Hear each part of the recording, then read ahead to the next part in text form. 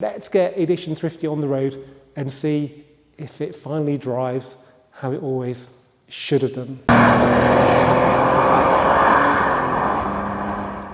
Hello and welcome back to the Vaux Wizard channel, and welcome to another video on my daily driver, this 2018 7.5 Golf GTI Performance that was imported to the UK by its previous owner. There's already been 5 videos on the car where I've done various work on it, but in today's video we're going to follow on from episode 4 where I took apart the front right suspension leg and fitted a new suspension top mount to try and stop the noise that has plagued the car since I bought it. Well, it's a good few weeks on now, and I've probably done about 1,000 miles and probably hit about 1,000 potholes as well, and unfortunately the noise is back. It's accompanied now by a little sort of squeaky groan as well, which is, you can probably hear that, coming from the front right.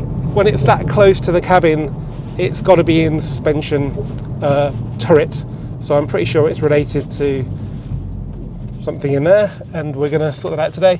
In the last episode I put a piece of rubber on the spring to stop the clanking noise that was less frequent than that but a lot louder, and I even wound all the shocks back to soft to allow them to compress more, to make that noise more, and initially it was pretty good. I think you saw in that video there was maybe one occasion where it made a noise. Well, because that's just a piece of rubber and it's getting battered by the coil on the spring, it's been squashed and has come off now, so the noise is well and truly back. So it really does need sorting, especially now we've got the squeak as well, which I'm really not sure what that is. So when you're kind of driving at 60 on roads like this and you hear that clanking, it's not good. We get some compression there and there and there. Ugh, not good.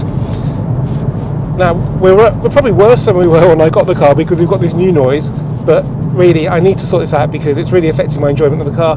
I don't think it's safety related, but how can I drive it on track when it's doing that? When it's loaded up in corners with the spring compressing, who knows what could happen then, because you'll do that much more on track. So today we're going to find out if fitting a new set of springs from KW will fix a problem. If it doesn't, then my love for this car will completely evaporate. There's also another change that I've already made to eradicate some noise so we can isolate it to the spring, which I'll tell you about when we get back to the workshop.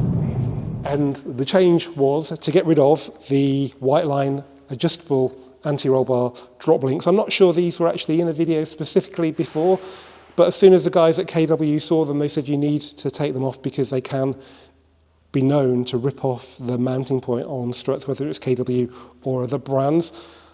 Plus, I had a feeling that there might be some noise coming from these as well. I mean, there's no reason why they should be any noisier than the standard, but they don't look particularly new, do they? So, and I don't suspect they're going to be as durable, or the loading they're under, if you adjust them incorrectly, could be so much higher than standard that they could fail sooner. If there's anybody out there who can tell me why they were fitted, then do let me know. But the car is quite high now, really, so I think standard anti-roll bar links work fine, and the ones that I put on, Febby Bilstein ones, went on really easily. So it's probably just another one of those many things that you guys have seen as a modification on this car that should be put back to standard, such as, for example, the APR coils that are under the bonnet, and actually some people have said the racing line oil management system. Let's now talk about the springs then. So I contacted KW and said, look, there's paint coming off the springs. That can't be right. And they were very helpful. They said, tell us the numbers of your shocks. And they basically concluded that the springs that are on this car are not for the UK market. Whether that's because they don't handle bumpy roads very well, I don't know. But that's just my speculation. But the problem is, see, I don't know what was fitted to this car. I've not seen the KW box. I'm not even sure in which country the KWs were fitted. So they said, we have another spring for that damper that's sold in the UK, and we will send you 2 of them. And here they are. So nice yellow KW finish. That's the number on them. So when we strip the car down, we'll get the old spring out and we'll compare it side by side with this one to see what the difference is. While I was in touch with KW, I also asked them for a adjuster for the top of the strut for the rebound. And yeah, this is pretty cool. So you actually clamp this onto the strut the top of the piston with an Allen key, and then you can have this sticking out of the scuttle cover and adjust it really easily. So we'll fit that later on anyway. The cover's got to come off. Also, only one of you guys, as far as I'm aware, said to me, "Oh my God, I can't believe you're changing that strut top mount and not changing that one." Well, the reason is because I knew I'd be doing this job one day. So that's the strut top mount for the passenger side front. Right, let's get stripping the car down and see how much of a difference there is between the spring that's on the car and the spring that's in the box.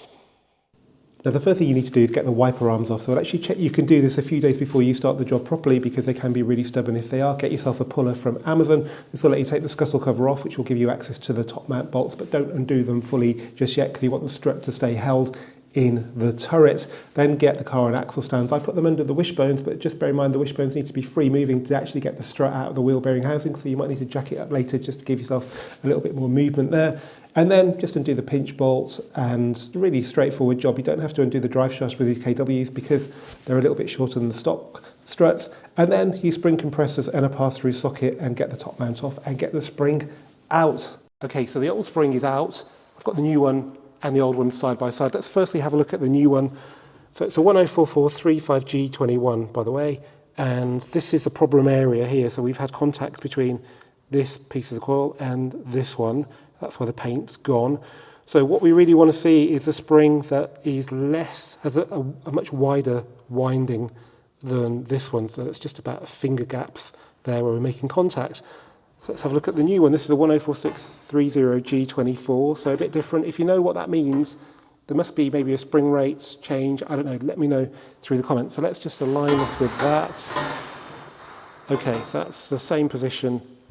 And you can see straight away, this bottom coil is much less tightly wound. So we almost kind of skip this one, which is the problematic one. So where was the contact? It was down here. That was 1 finger's width. And then here we have nearly 2 fingers width. So that does bode very well. Other than that, the spring height is similar. I think this one's a little bit, no, that one looks a little bit bigger. Maybe not, it's just going to be a trick of the light. But anyway, that is exactly what I want to see, because that gives me confidence it's going to fix the problem, because the coils are so much further apart. It's a lot of work stripping this car down for this, so you want to have confidence it's going to work, and yeah, this is looking really good. So let's strip down the passenger side, get the new springs on, and keep our fingers crossed that Edition Thrifty stops being Edition Rattly. Okay, the near side shock is ready to come out. Now this one is usually a bit harder because the drive shaft's shorter, therefore it's harder to get the wishbone low enough. It's just about coming out without having to undo the drive shaft, the wishbone, etc.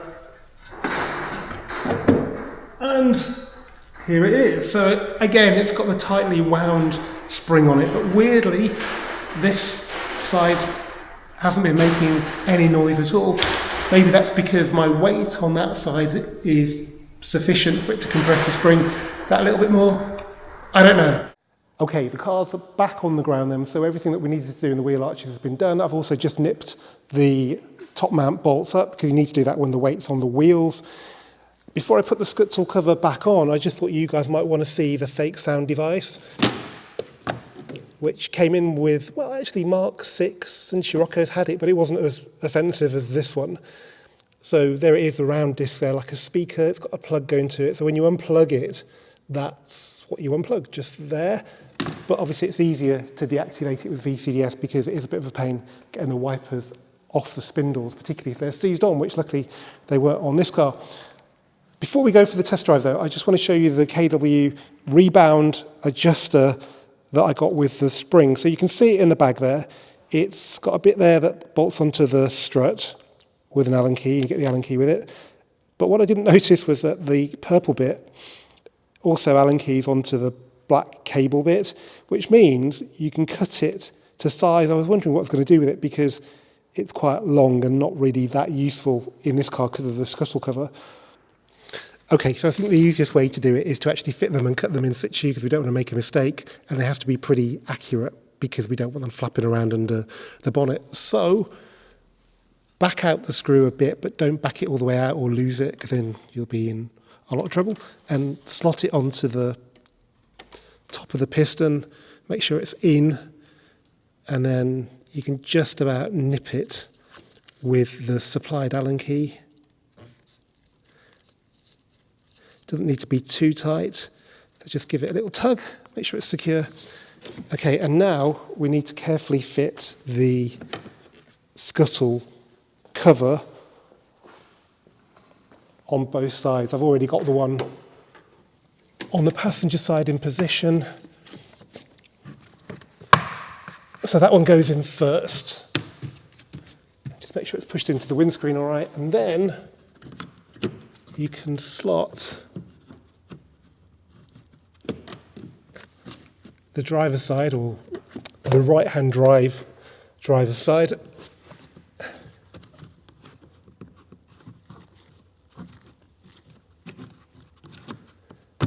In position. There's a little bit of overlap, which usually covers up some mark where it's been for all the years of the car's life. So just make sure that's lined up, make sure the wiper spindles are in the middle of the holes. Actually, I'm not sure now that's the right hole. That was the one I used for an Allen key in the past, but I think if we go one back, it'll be in a straighter line to the piston. Is that any better? It's better, but I think we can do better still, so let's just go one to the left.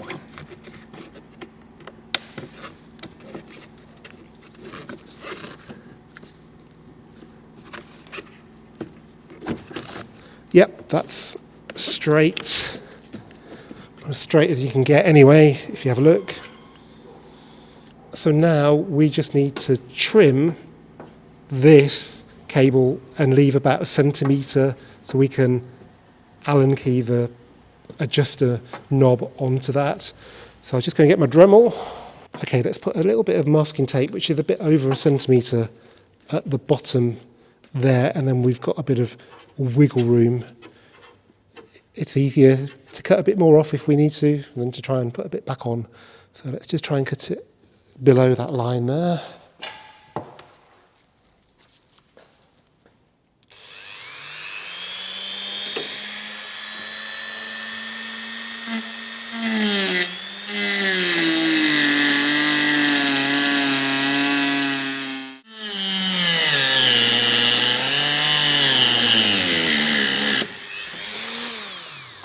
Okay, I've trimmed a little bit more off so that we can have the adjuster sitting perfectly flush on the scuttle trim, because we don't want it being higher than it has to be, because it could damage the bonnet like my Allen keys did previously. So I'll just push this on and then just nip the Allen key up.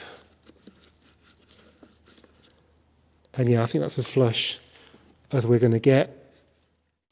Okay, so the knobs have now been fitted to both sides. I'm going to set them at quarter stiffness. So we're going to go all the way to maximum softness. So the one is here, and then we're going to turn it so it's opposite where it was. So that's about half a turn, because it's about 2 turns from maximum softness to maximum stiffness. I've also very quickly put a bit of paint protection film on the bonnet there, just in case the knobs rub, which they probably will do if an Allen key that's pretty much non-existent will rub. You can see that as well there. So again, on this side, we're going to go, that's maximum softness, and we're going to turn it so the one is opposite where it is there, which is about a quarter turn. Now, KW say you shouldn't run the shocks on maximum softness anyway, but we still need the car to be soft for 2 reasons. One, we need the shocker to move so it compresses the spring, and then we'll know then we don't have a problem, because if the stiffer you made the car with the damper, the less noise you got before. Also, I don't want the car to be stiff on the road. There is potential for these KW V3s to be sufficiently compliant on the road, which I'm surprised about, but they need to be set soft, and they also need to be quiet. So without any further ado, let's get Edition Thrifty on the road and see if it finally drives how it always should have done. Okay, here we go then. I am nervous. but at least the springs look different, really different. In fact, exactly how you'd want them to be, to not be hitting each other. There's a lovely, well-oiled, well-engineered feeling to a standard 7.5 or Mark 8 for that matter, 8.5. The suspension, the chassis team on all the cars since Mark 5 really have been really good, but there is a lovely rattle-free feeling with a good 7.5, not just from the suspension but from the trim as well, and I miss that dearly with this car. I drive a lot of other 7s and 7.5s, and when I get in one and they're quiet, it's really, really nice. Are we going to be quiet today? Well, so far so good, but we've got to go back. That could have just been a stone. We've got to go back to the road that I drove at the intro, where there's a lot of compression of the spring, and then if it can pass that test, which is an extreme one, we should be all right. But again, there, it was lovely. So yeah, keep your fingers crossed, but hopefully this will work out. I've done a lot of miles in the car since I've did the episode 4 where I took the coil off and put the piece of rubber onto it and the new top mount. And when you're on the motorway, it is pretty much quiet, but where I live and where most people live, the urban roads are really bad. They're not bad enough to be fixed. It's just the way they are in the UK. And as soon as I get in the car, it's just boing, boing, bang, bang. Anyway, let's get to that corner and see how the car really sounds now with the new coil springs from KW.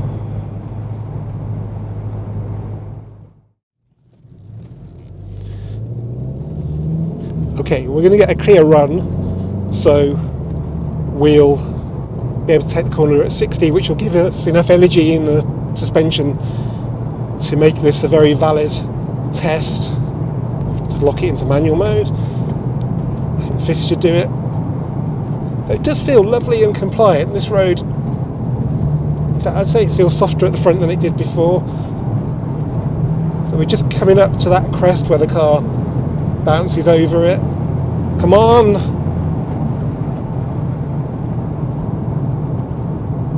Silent. Perfectly silent. So I think, guys, we have cracked it. I've got to say big thanks to Richard Good and the team at KW UK in Kent.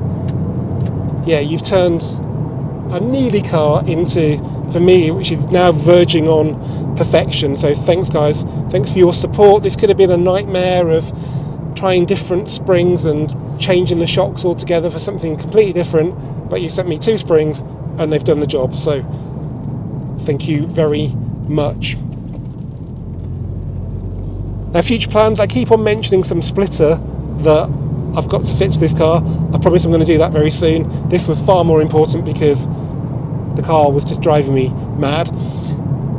So folly like fitting a splitter we can now think about. Also, since the rolling road where we messed around with the Cobb access port, the car's running 2 different maps, one on the engine, one on the gearbox, which again have brought it a lot closer to perfection. So maybe I'll demo those with one of my special drives to the west coast of Wales, which I'm really now looking forward to doing in this car. Big thanks for watching this, folks, with a video. Keep subscribing, keep commenting. Also, by the way, I've put the exhaust remote up here so I can just press it like that. Yeah, and obviously one day, if I can go more than 60 miles an hour in a video, we're going to take it on track. I can now think about that. Now it's not clanking and banging. Yay!